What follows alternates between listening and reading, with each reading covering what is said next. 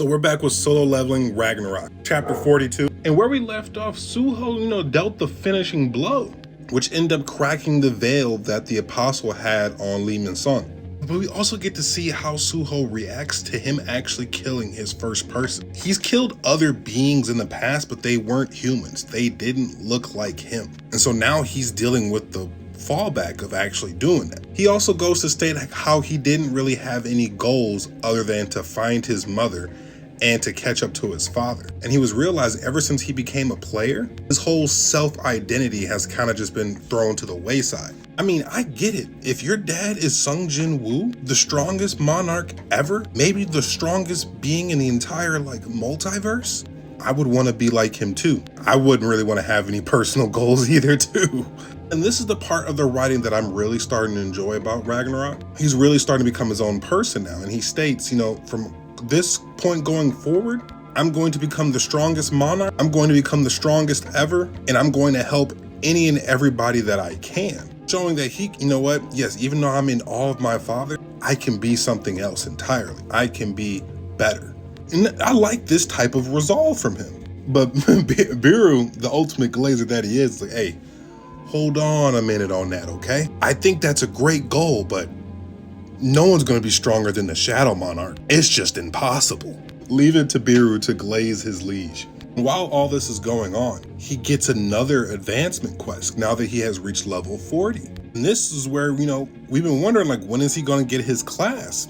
And it looks like he's potentially about to get this class coming pretty soon. And during this time, it looks like something's been eyeing him up from a pretty far distance. And we just so happen to find out this guy survived. And he even goes on to say, he said, damn, I didn't think he had this much potential.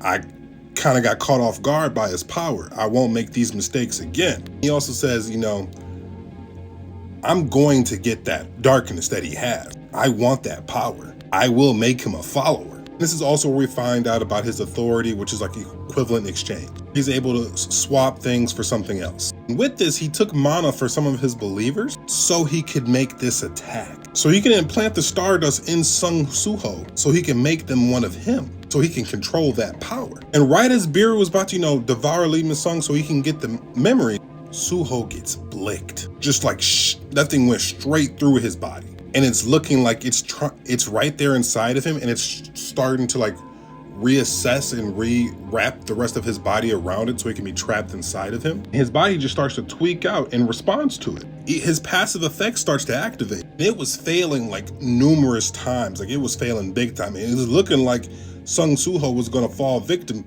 to the apostle. He even thought it was game over too. So oh yeah, I finally obtained that darkness. And just when he got a little too cocky, Suho's passive ability finally kicked in. He survived that mug, but his HP was dropping steadily. So what did he do? He accepted the advancement quest, which sent all of his allies into the Shadow Realm, and it sent him to where the quest was taking place, healing him and saving his teammate. But this place looks oddly familiar to where he was doing the tutorial at. I'm excited to see what's going to happen next. I can't wait to see Suho finally get his class, because I feel like that's low-key what he's really been missing lately too. What'd you guys think of the chapter?